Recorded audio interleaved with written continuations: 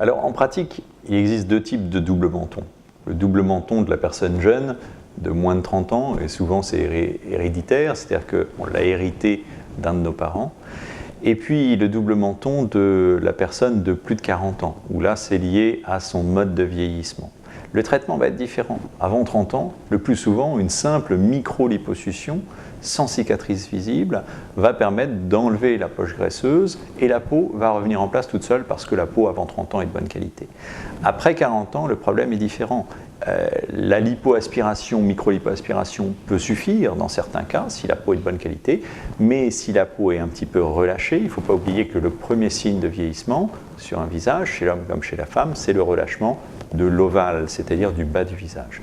Et si cet ovale du visage est relâché, il va falloir associer à la micro-lipoaspiration une remise en tension de la peau du bas du visage et du cou, le lifting du bas du visage et du cou.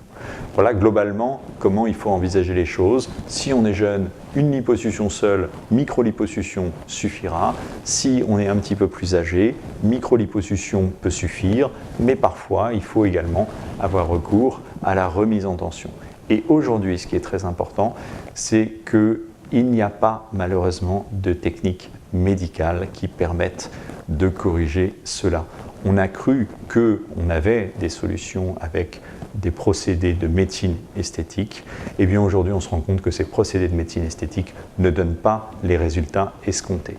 En revanche, la chirurgie, elle, reste extrêmement efficace, elle reste sûre. Aujourd'hui, les liftings modernes sont extrêmement naturels, ils sont plus légers qu'autrefois, ils ont des suites beaucoup plus simples et ils redonnent confiance en soi.